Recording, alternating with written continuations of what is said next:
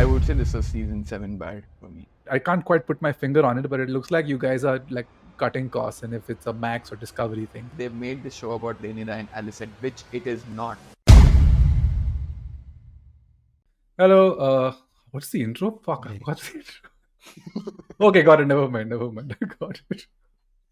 Hello, everyone. Welcome back to a brand new episode of Two Plays. I'm your host, Abhin. And I'm your co-host Rohit.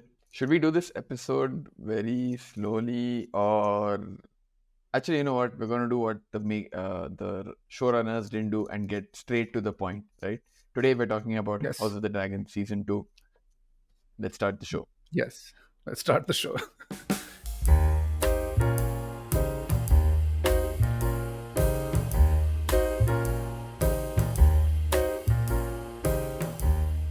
I love how quick and to the point that whole intro was. Something that the showrunners could take a leaf out of. I mean, our book. Wow. Like, look at us patting ourselves on the back. I know. Yeah, I think right off the bat, it's fairly clear how we feel about this season. But before we start to break it down and really start talking about all of the reasons why we felt a little underwhelmed by the season, let's first do a quick impression, or broadly, what did you think of whatever the last 8 weeks of your life that you gave to the show? You know, the one entity that I can compare this to is The Hobbit. I know how much you love Tolkien in general, and how much you No. you love Yeah, freedom. exactly. Forget that. Literally, the entire time I'm watching, I was like, Hobbit. This padding, unnecessary padding.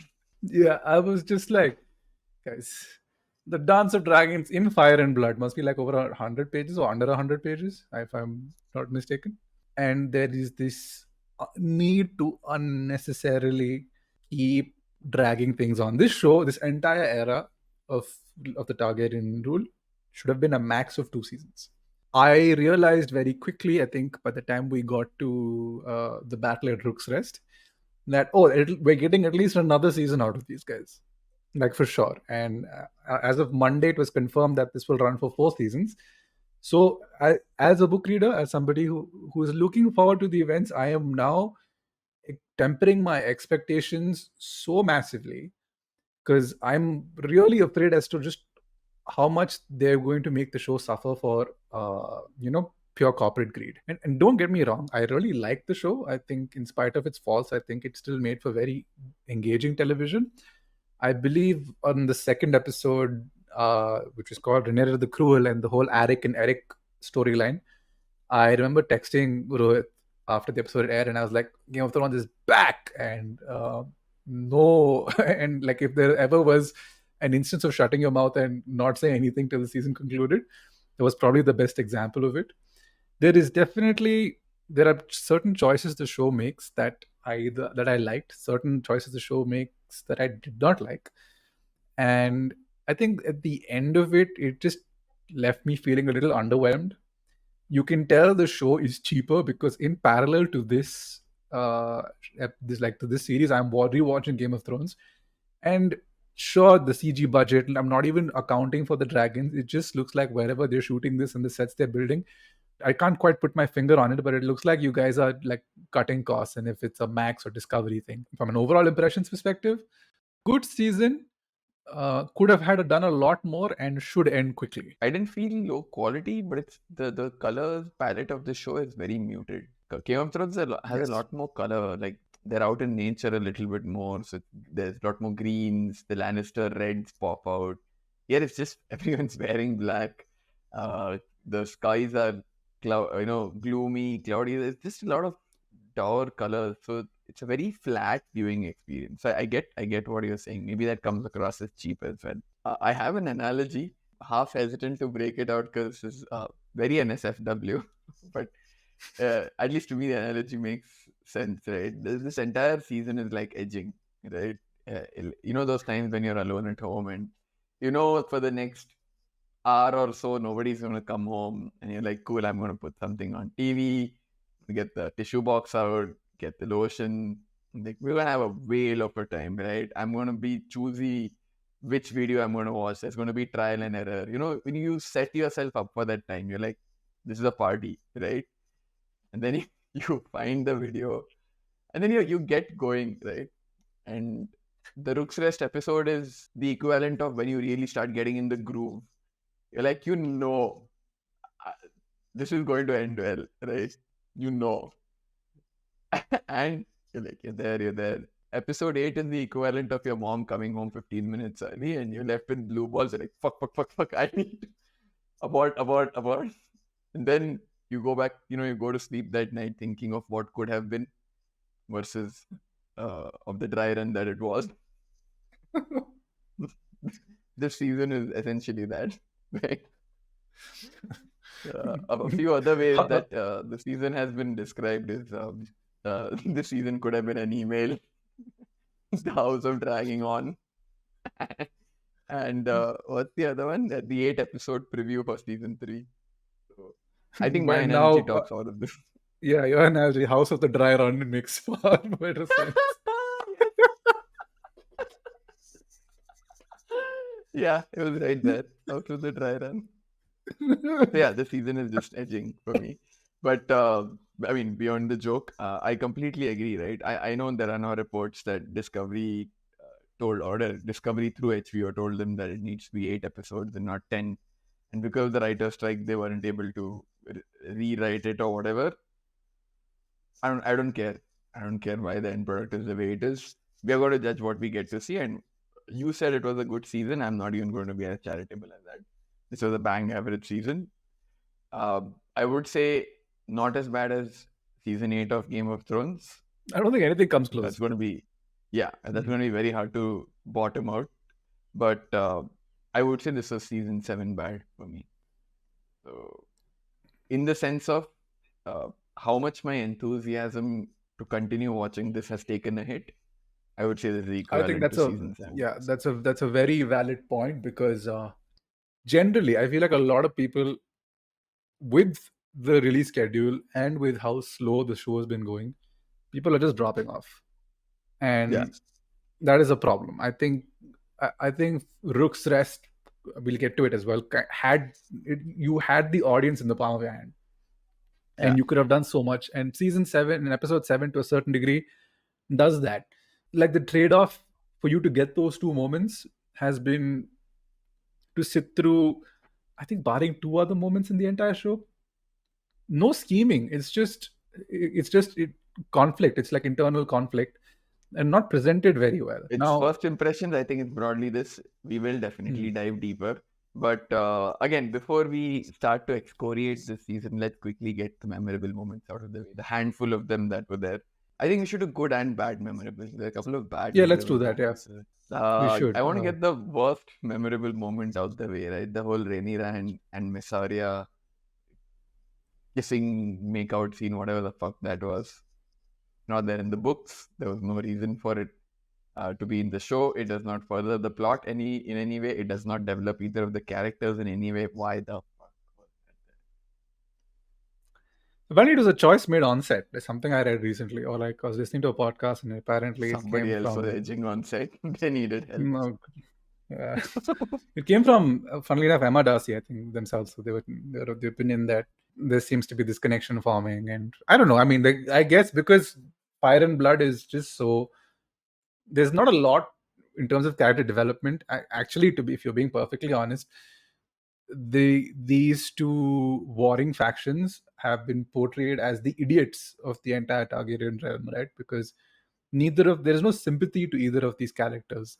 Yes, there are bad things that happen to them, but then they've dig the grave even further.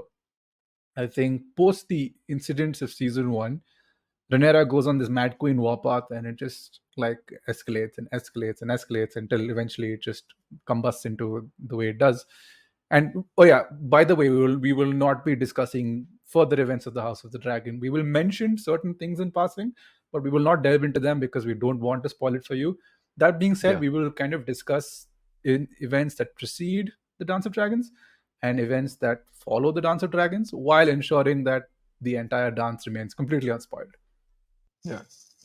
As for the Mysaria thing, I don't know. I just felt it was unnecessary. I didn't feel bad about it. I didn't feel like I lost I was upset over it. I was like, okay, I guess.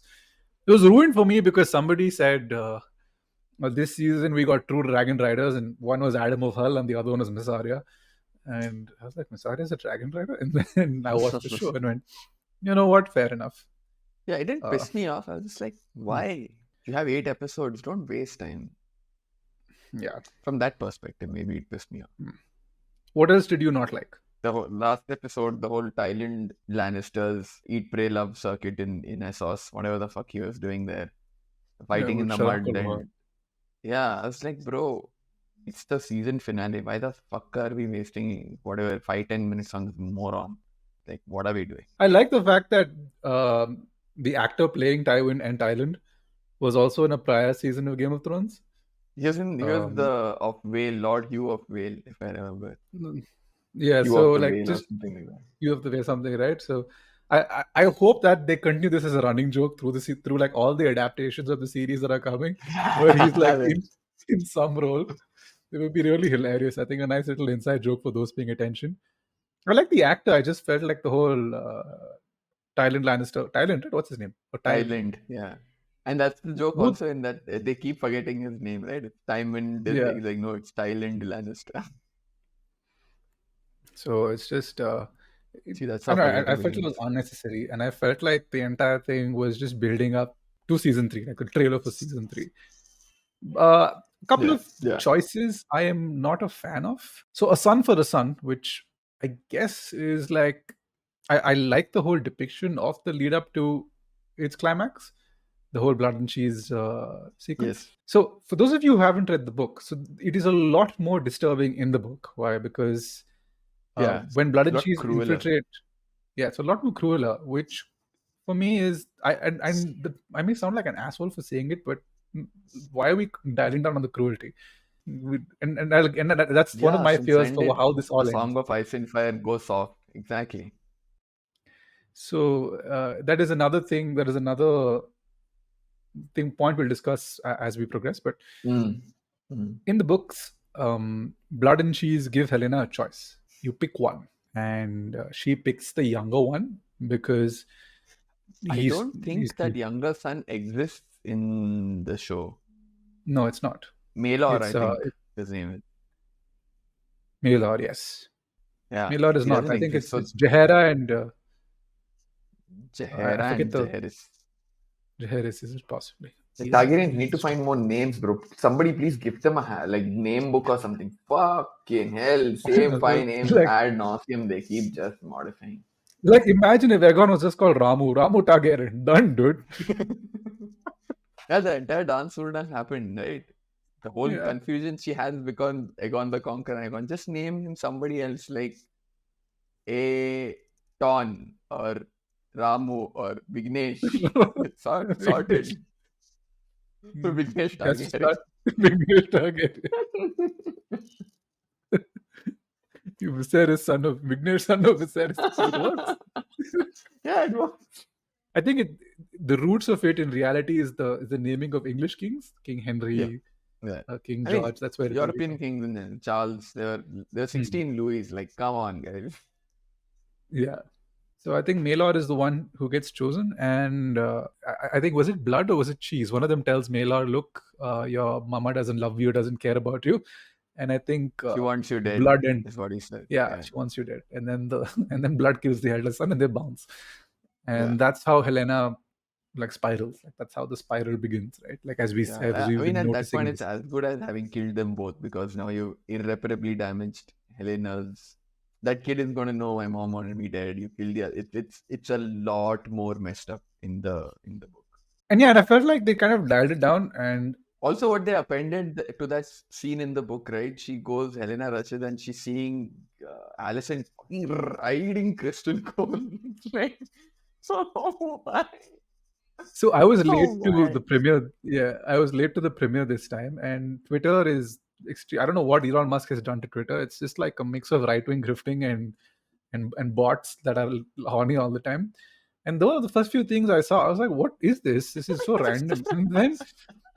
And then I watched the show, and it happened, and I was like, "This is where it's from." It deepened the moment for me. It really did. It again. I think it was the start of many missteps to come. Yeah. But that being said, the follow-up episode was pretty cool. I think the whole Arryk and Eric thing and the ambiguity as to who killed whom first and who killed themselves was really nicely done. I think that was like peak George R. R. Martin. I would like to qualify that statement a little by saying, if better things had happened in the subsequent episodes, my fondness for that moment would have been a lot more. In isolation, like you said, yes, it's a great moment. But now that the rest of the season was so lackluster, in general, I'm just like, yeah, cool. So one of the high points of the season was two Kingsguard brothers fighting each other. That's an indictment of the season, right?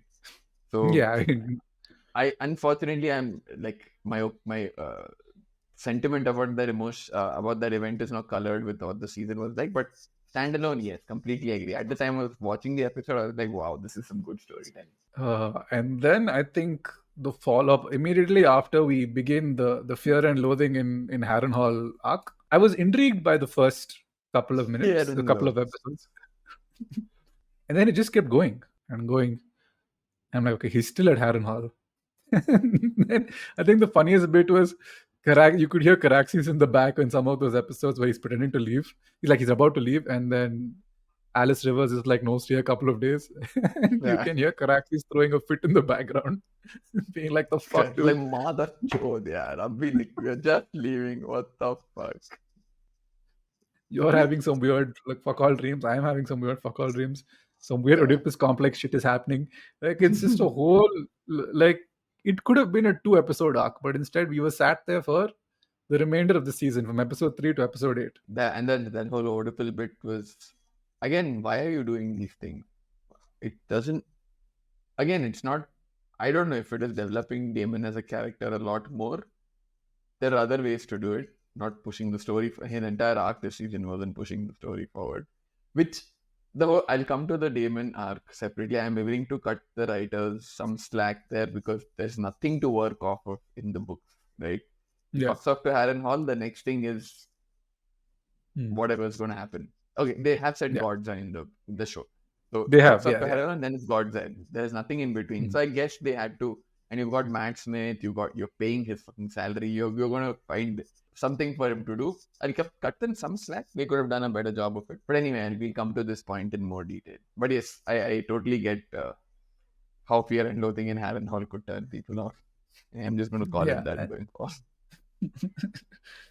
And soon after we get I like the fact that the show keeps paying homage to the Brackens and Blackwoods. Yeah, that for me was in fact one of the nicer moments. The fact that they didn't show the Battle of Burning Mill and they just showed the aftermath. It was a very haunting pan and just shows that people like, whoa, okay, this was whoa. And I think that was also episode 3, right? Episode 3 was that's how the episode begins, and then Daemon arrives at Harrenhal. He meets Alice Rivers, and then Simon Strong, I think, was probably one of the better parts of the season. Dude, he was just so cute, dude. The treasure. Keep him safe. Yeah, keep him away from. Actually, no, I won't get into it anyway. We're venturing into spoiler territory. Good moments, Rook's Rest. I mean, if we get into the logic of the battle, there are issues. Vhagar reappearing out of nowhere like a ninja and all. You can get into those, but on the whole, the battle was nice. The whole Aegon clash that happened, the 3 dragons fighting, Maelys turning around. Nice. Solid 7 out of 10, I'll at least give. This whole Grandma Vhagar playing got you is getting a little old now. I hope they don't repeat the same trick the third time, where she just pops out of nowhere and is like, oh, the largest dragon is in existence. How is she playing peekaboo behind some rando castle, bro? Kuch bhi chal raha hai. Yeah, I mean, I would if you are flying, you are looking out for Vhagar, and if you see this giant, and I assume, I love the shot. I love the shot where they both crash to the ground, and then it cuts to that slow-mo run of all the soldiers running, and Vhagar is scrambling to get off the ground because she's pissed. Great visual. Fucking loved it, yeah. Yeah. And also the whole build up to Sunflower and Aegon falling out of the sky.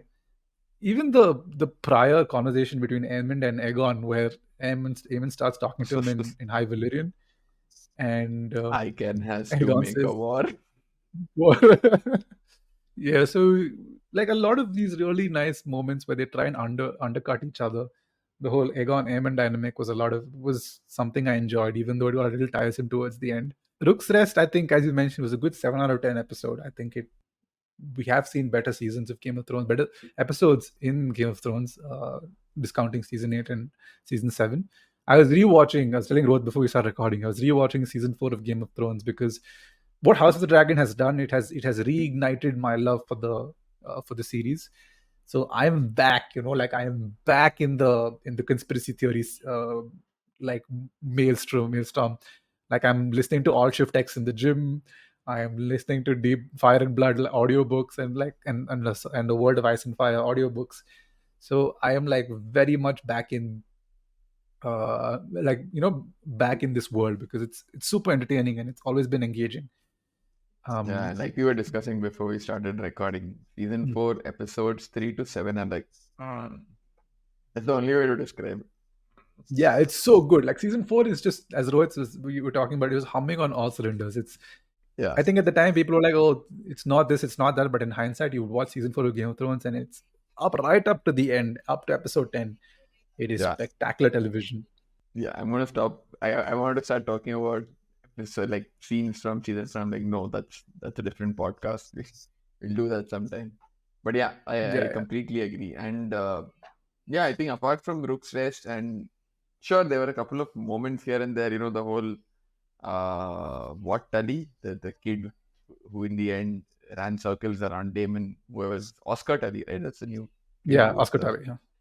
that scene was cool. It was nice. The whole any scene with Simon Strong in it is amazing.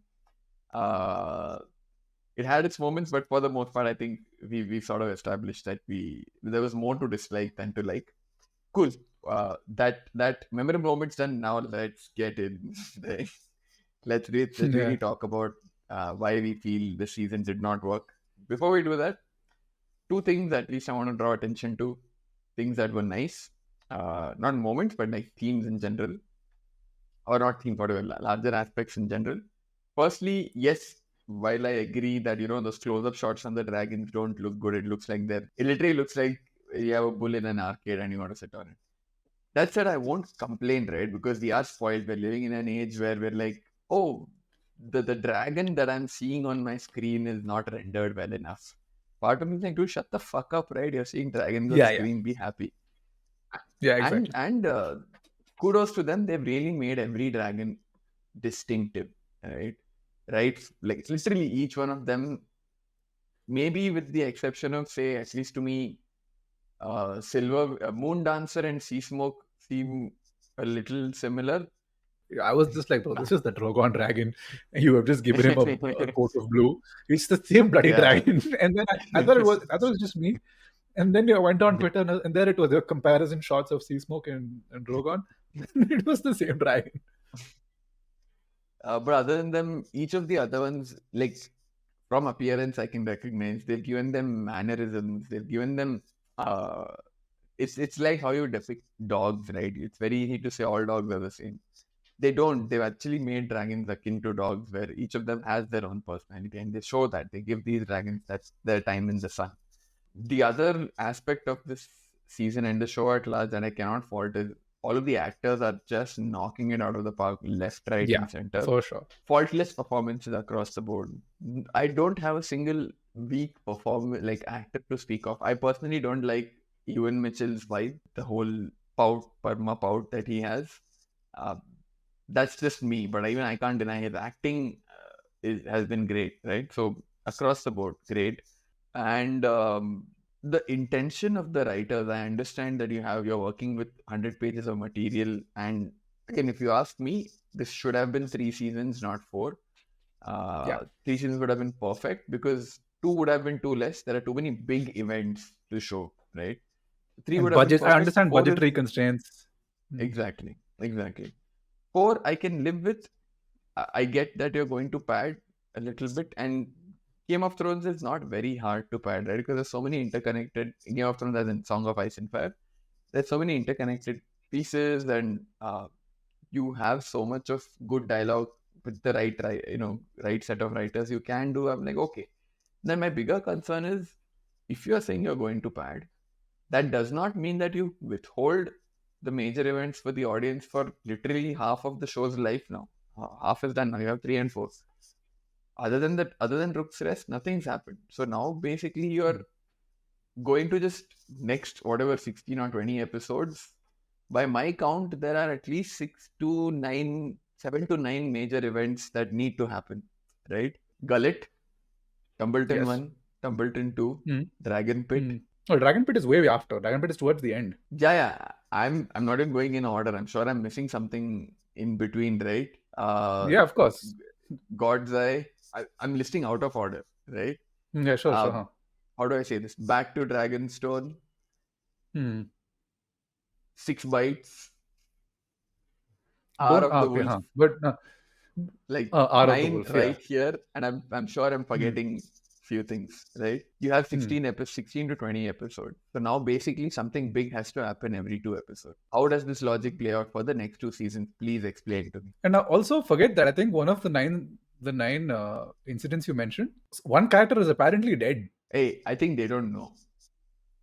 They don't know. Aegon doesn't my know. fear is my fear is they're not going to do it. Oh, bro.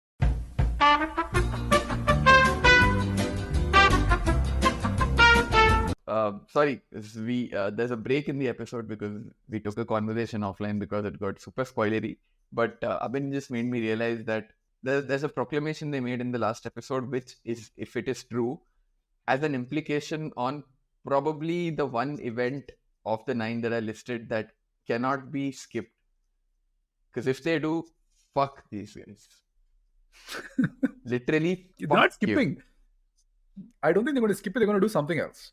And I feel no, skip it as in the out. They'll change the outcome, and you're right, because which is at the heart of the problem of this show, right? And I don't know how to address that problem without spoiling it, but I'll leave it to the people's imagination. Let me get into the problem. They've made this show about Rhaenyra and Alicent, which it is not. For me, the heart of all of the problems with this show starts from that recharacterization of the larger plot that they've done, right? I get that in season 1 you had to add a few things in, and I really like the change they made from the book, which is, making them of a similar age, Rhaenyra and Alicent, giving them a prior friendship, which adds complexity to how they feel about each other, as opposed to a black and white stepmother sort of relation, which is lazy storytelling in a sense. Yeah, good complexity. It served a purpose in season 1. Let's move on. In fact, if you show that because of what happened with Lucerys, and what followed with Blood and Cheese, if you show that this friendship has ruptured for good, not only is that believable, it does not cheapen the friendship that you had formed. It's not undermining what you have, the groundwork you've laid in season 1. These guys are too afraid, or they're too attached to this change that they've made. It's like they want to keep patting themselves on the back and keep talking about the relationship these two have. In what world are even the best of friends? Tomorrow, if Abhin and I have a kid, I kill Abhin's kid, Abhin kills my kid, we're not going to be friends. Yeah, obviously not. Yeah. It's like, how is this rational? I guess it's because, you've got talented actors. It's the same Matt Smith problem. You've got Daemon, played by a very recognizable name. I'm a big fan of Olivia Cook right from the Sound of Metal. She's a great actress. This is my first introduction to Emma Darcy, so I can't really talk about them, but they've been stellar in the role so far. So what? That is what made Game of Thrones great. You had Sean Bean, and the show wasn't afraid to kill him at the end of season 1. That is what makes the viewing experience enjoyable, is not knowing what can happen to anyone at any given time. Here, these two are like, the showrunners are too afraid to make these two stop being friends. I'm very worried of that event that we are not going to talk about. So in terms of an addition for what the showrunners did, I'm a big fan of the whole of the sequence that takes place in the Sept of Baelor, where Alicent and what do you call it, and Rhaenyra have that conversation. I like that they don't do the age old thing where they don't try and resolve it. They went and she's like, listen, I want to do this without bloodshed. I want to do this. You've lost a son, I have lost a son, and it's not my doing. But then by then it's too late. And okay, fine. The board has been set, so there's nothing you can do. And I like that they tried to they added that bit in there, and it felt like, okay, there's some common sense here. The second Yeah. meeting, which is in the finale, I was like, it made no sense. No, and I think they've lost the plot with Alicent. They've completely lost the plot with the Alicent's character. Like, yes, some deviations you made. Like I said, season 1 deviations from the book, great. Once the war begins, and we can all decide at what point the war actually kicked off, right? Could be Luke's death, could be after Blood and Cheese, or if I want to be generous, I'll say after Rook's Rest, where, first time Dragon got involved in a battle, dragons fought, right? If you want to say, oh, Dragon War, first Dragon battle. At that point, at least it has started. After that, don't make these two principal women on either side waver in their intention. At that point onwards, Alicent should just be like, fuck the blacks. And Rhaenyra should just be like, fuck the green. The final episode interaction, I'm just like, bro, what? Come on. Just no. Makes no sense. And you're saying she's going to betray Aegon. Say, yeah, you killed all of them. I'm just interested in myself and Rhaenyra leaving. What? I think even Alicent's Some role amateur generally writing. post, like post this entire incident, like she just starts to seep into the background, right? And I think there are other characters who come to the fore Yeah. that become the centerpiece of this war. And now the problem is, because Olivia Cook is such a big name, you can't. What's the word I'm looking for? Like the showrunners are faced with a conundrum as to what to do with her character, because the promo materials carries the two female leads as the protagonists or the antagonists, whatever it is, right, of the stories.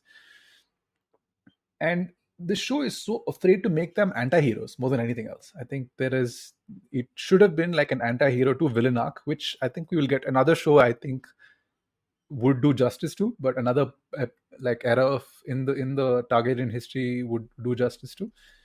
And but here there's such hesitance to make them do bad things. Like, I don't think Rhaenyra has made one decision that viewers would have gone, oh, that's bad. I think there is an undertone of it. Like, I don't think it is remotely it is very vocally addressed. Like, you could argue that the Red Sowing, which is an important event in the history of it's an important moment in the history of the Dance of Dragons. I like the fact that even while all of this is happening, there is that the seeds of disgruntlement are being sown in the small folk as well. Like, you can tell. I like that. I like that because that obviously is going to play a pivotal part in seasons to come, where the small folk eventually just get fed up. But just when it comes to Rhaenyra, it felt like the show was afraid to make her take bad decisions. I felt like she was just like a princess locked in the castle that was getting annoyed, and it didn't seem to play off well. Great in the book. She does a lot of bad, and when you read when you follow her in the books, it's a lot harder to unquestionably have an allegiance for Team Black. Yes. While in the show, it's clear the showrunners are Team Black themselves. But I don't know. That's the other fault I want to talk about. Sorry, is tied into the same point, right? If you think about what percentage of screen time is given to these two characters, forget even Aegon, Aemond, just these two characters, it's disproportionately compared to what the situation was at Game of Thrones, right?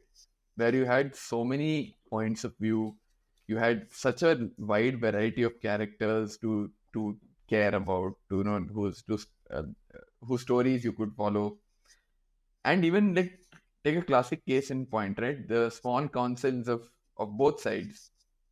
I remember even in Game of Thrones, small council members would come and go as people died or went away or whatever. But you had rich backstory for each of them. For all of them, you gave a shit. You had some sort of, you empathized with them at some degree. Something, right?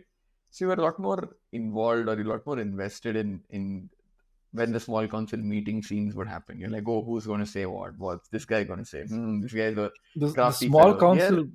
The only thing, who is Iron Rod? I'm guessing he's spectacular in bed, which is why he's called Iron Rod. But other than that, I don't know anything about him, right?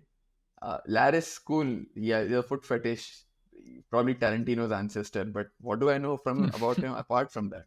I started to sympathize with Keltikar after a point. I'm like, bro, this is the only guy in the realm that has some sense. He's like, don't do this, don't do that. And He has got bitch slapped. he's like, don't give up the dragons. And then Jacaerys comes up, and this moment Rohit has ruined for me, like forever. Okay, Rohit sent this clip to me in Kannada, which was Oh yeah, guys, all of you, do yourself a favor. Geo has this outstanding feature where they have a much wider range of languages you can watch content in. Watch it in English the first time. Second run through, watch it in the language. If your mother tongue is there on Geo, great. If not, whatever is the closest the language that you know, Indian language. I watched it in Kannada. ನಾವು ಕಿಂಗ್ಲ್ಯಾಂಡ್ಸಿಗೆ ಹೋಗ್ಬೇಕು. Oh my god! You can't take it seriously. You just can't take it seriously. I was hoping that in when Rhaenyra tells Mysaria, let's raise an army of bastards. I was hoping they translated literally. In Kannada, they cleaned it up. They don't say the bad words, so to speak. I was hoping to hear Rhaenyra say "Banni bevarsigalanna sena whatever jodsana" or something like that. I would have given anything to Rhaenyra saying bevarsi, dude. She didn't. Imagine Game of Thrones has the word beaver scene and it'll be fucking beautiful. I'm going to do that right after we stop recording. I'm going to go watch that in Canada. Oh my god. Anyway, speaking of beaver Sorry for that deviation. Yeah. Yeah, no worries. Let's talk about Corlys speaking of beaver thieves, Corlys Velaryon, yes. The land snake. Dude. The land snake. Fucker is never on a ship, dude. You're on the same dock. His ship was repaired for the entire season. He had worker strike or what? What was happening? My two bastards are here. I will not acknowledge them. And I like the scene where Alan is like confronts him saying, now you want to talk about like me as a son having been through all of that shit. That was a really nice moment. But he was on that dock for the entirety of the season and it annoyed the crap out of me. The Titanic was built faster and it was built, deployed, sank, done. This guy is still repairing his ship. The best part. I saw on Twitter. Somebody said Corlys Velaryon repaired a ship for the entire season and in the end they showed going in the canoe. Some choices. No, these choices. It's like it's up there with. Yeah, it reminds me of season 7 and 8, and I'm scared.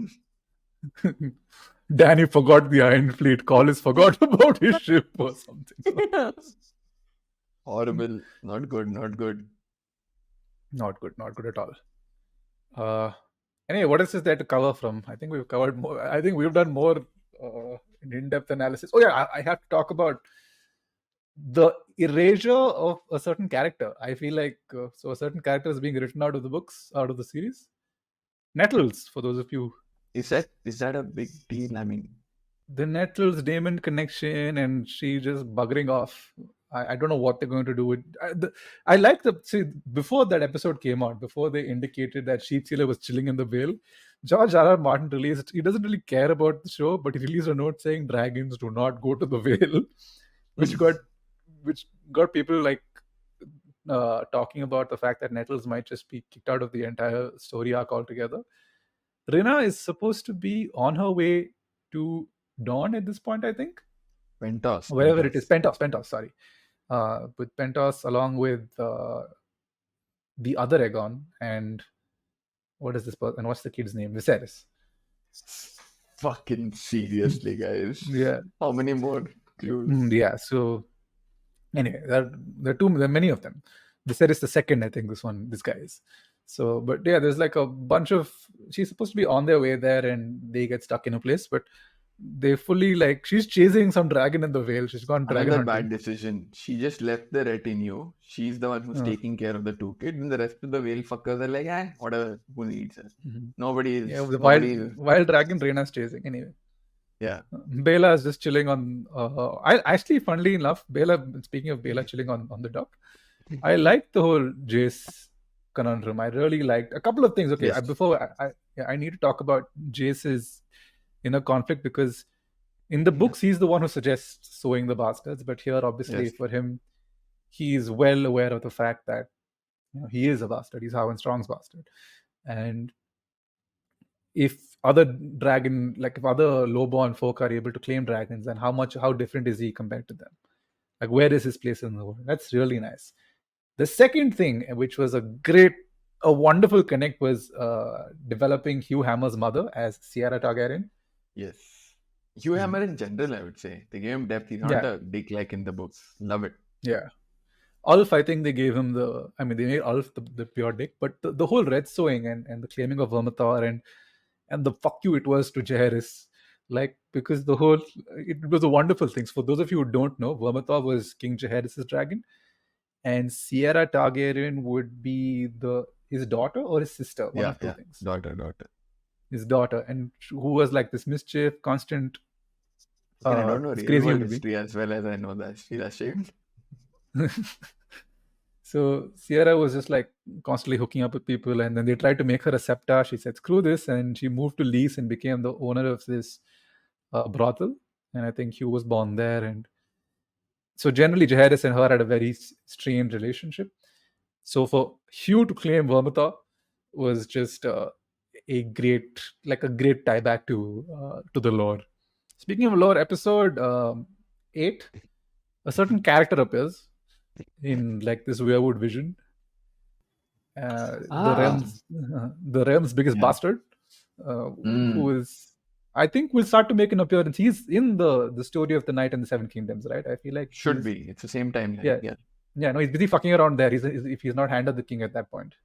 So this is Brynden Rivers, known as Bloodraven, or the Three-Eyed Raven, who we saw in Game of Thrones.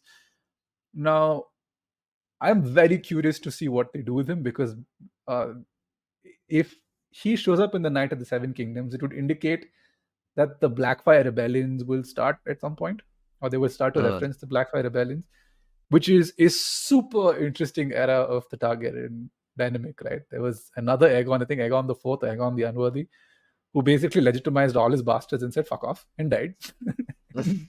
Thus created this whole, his bastards were called Blackfires, and there was like a war of succession with the Targaryens.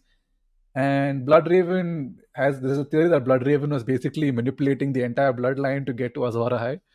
So it'll be very curious to see what they do with him. So I assume the guy who showed up in the vision will be the guy who plays Bloodraven in Night of the Seven Kingdoms.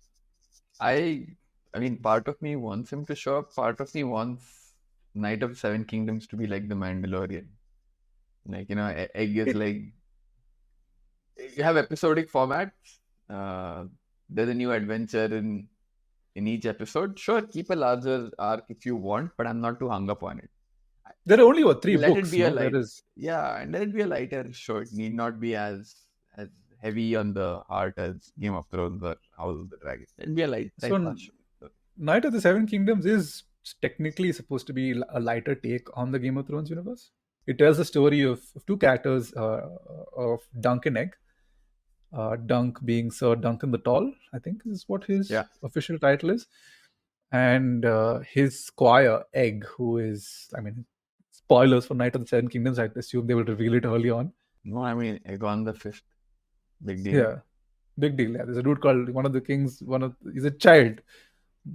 No correlation with Aegon, one of several Aegons, guys. Yeah. So Aegon the Fifth, and they basically go on adventures. It's like Famous Five, but 2 people, and people keep dying around them, and Bloodraven is being an ass. That is what is coming, and that's something I'm really looking forward to as we take a hiatus from the dance.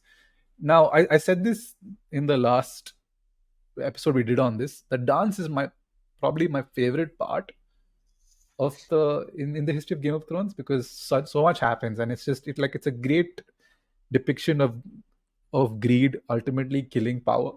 It has a lot of cinematic moments as well, more so than even Game of Thrones. Even I would say across Song of Ice and Fire, whatever it has, I would say across those 100 pages, it's comparable. The number of quotable lines, the number of, like, again, not to spoil it, I really, really, really pray they don't fuck up God's Eye. That is like the single coolest thing that happens in the entire GRRM universe. Like, Yes. by far, please don't fuck it up. Yeah, it is. And I think they kind of indicate, okay, I'm not going to say much, but there is a moment in Rook's Rest where where Rhaenys does something, and I was like, oh, foreshadowing. Yes. Yes. I was like, oh, foreshadowing. And to which I said, I'm curious because I hope that makes a comeback.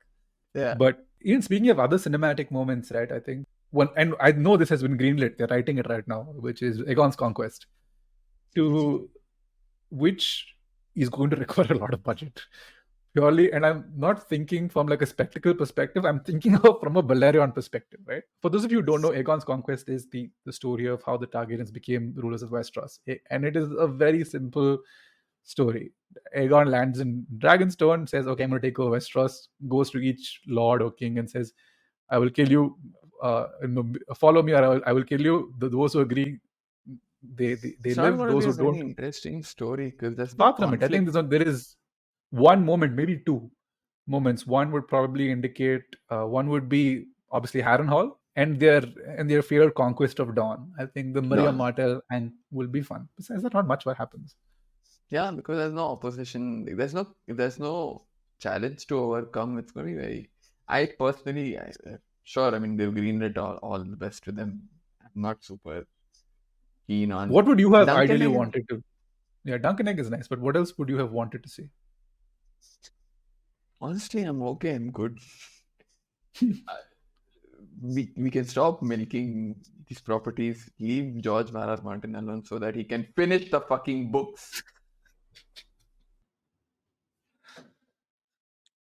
Maybe a young Griff storyline. Like this might just end up happening. So young Griff, who is supposedly Aegon Targaryen in the books, is absent from Game of Thrones, right? Do not put it past HBO to do a whole young Griff story arc that runs parallel to the timeline of Game of Thrones. And go where with it? He died off in Essos only. Maybe he lands on the shores during when the bells happen, and then he's like, no. And then he turns around and Bran is like, we will meet again, or something along those lines. Or he reaches Westeros, comes to King's Landing, sees that council in the final episode. He hears Tyrion Lannister say, who has a better story than Bran the Broken? And he, you know that that Jose Mourinho meme, they removes the headphone. Aegon and Sugar hears, they will be like, fuck this, I'm going back to Westeros. But you know what I would really like to see though? What I think would make for a great arc is Maegor the Cruel. I don't think they will ever adapt it. That is a lot more interesting. Maegor the Cruel is again the anti-hero to villain pipeline is there. Like he has this scheming mother. He's second in line to the throne. He's like, I only want to claim Balerion. Fuck you guys. And then after that, he starts to marry people. This is like very, very Breaking Bad-esque. But imagine if Walter White was always a bit of an asshole and then became full asshole. Yes, it's really it, right? I don't think they'll adapt it purely because of the violence against women it depicts repeatedly, especially with what he does to his wives and I don't know if that level. If they do, props balls to like a great balls on you, and Henry Cavill would make the perfect Maegor. I think in terms of like pure casting, him as Maegor. Everyone's saying casting him as Aegon. No, make him Maegor. Give him something to work with.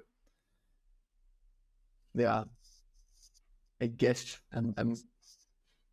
I even like Alan Rickson or what's his name? Ritson. No. I'm thinking casting. I'm thinking acting. I don't know if Alan Ritson can pull off Maegor. That's also true. Yeah. So he has the bulk. Maegor is supposed to be huge, right? I mean, Cavill is huge. So I'm disputing you there. Anyway, we're speculating the whole idea of this was like beyond House of the Dragon and Game of Thrones. What other things we can do? Sure, infinite possibilities. Like I said, immediately after having watched the second season, unfortunately, my enthusiasm for more Song of Ice and Fire is a little damp. Yeah, I don't know. I feel like I don't know what the Night of the Seven Kingdoms will do, because this season did its thing. It pulled me back into the world where I'm like fully back. I like the whole. No, the what I first half really of the like. season pulled me back, and then the second half of the damn scripts, I'm like, oh,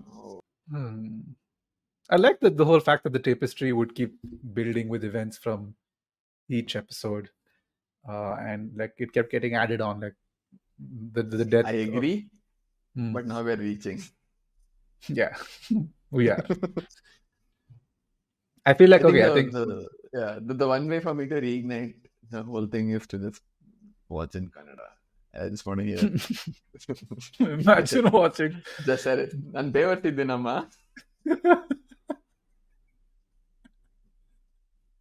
Battle of the Gullet. Hey, just said it. Just ಎಲ್ಲಿ ಹೋಗ್ತಿದ್ಯೋ ಕಣೋ? Oh my god. That'll be too good. I'm just trying to think of a Game of Thrones line also. A very good Game of Thrones line that can be. What will Lannister send their regards be? I'm going to watch all of this in Kannada over the next few days. Lannister ಅವರು ಸಂದೇಶ ಕಳಿಸಿದ್ದಾರೆ.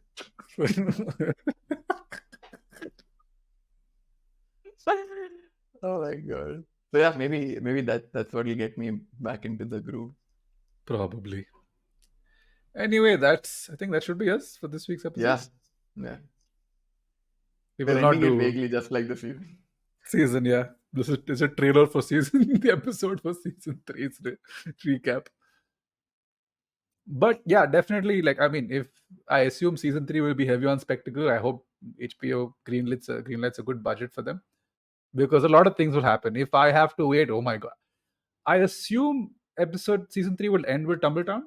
I think it should end there. If Yeah, correct. yeah, It should. I think it should, because which would mean God's Eye is 2 seasons away. Wonderful.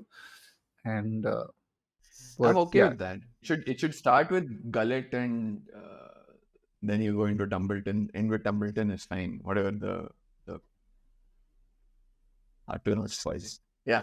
Whatever happens at Tumbleton, if it ends with that, I'm good with that. Yeah. Before I forget, before we end this, the whole Wolf-White claiming Silverwing sequence, what did it remind you of? Somebody playing dead. You know what it reminded me of? Like, the first thing I saw it, and the first thing I remember was like, this is Shrek. No, that's you're a girl dragon. Oh, sure. And Donkey. Yeah, I was like, oh, yeah. No, that was It's also a decent moment, although I don't buy that logic. I think Silverwing is very dim if that's how she selects her riders. But anyway, that's just one man's opinion. Okay. That's it. Anyway, we have rambled on for Game of Thrones. Yes. I mean, House of the Dragon. Appropriately so, I think. Let's see what season 3, season 4 holds for us. I'm very certain between now and when season 3 arrives, I'll have completely forgotten everything, because that's where my mind is at the moment. I don't care. Let's see. House of the Dry Run is the best thing to have come out of this episode. House of the Dry Run. We peaked early, right at the start. We peaked just like this season. Okay, please do let us know your thoughts on the series. The last episode we got a pretty insane reaction, guys. I'm not going to lie to you. It was pretty amazing, and if the views are still counting, it's our best performing episode, and also all thanks to Rohit talking about random acts of blowjobs. Throughout the entire episode. That's why I've decided now every episode I'm going to have some sexually lewd act into my narrative. Today, the YouTube algorithm loves that shit. Yeah, next week, who knows? Who knows? I don't know what we're talking about next week, but we should get back to it then. It is a topic. It is a topic for another day, much like the episode. Okay, folks. We'll see you. Please don't forget to like, share, subscribe. It would be wonderful for us. Take care. We'll see you.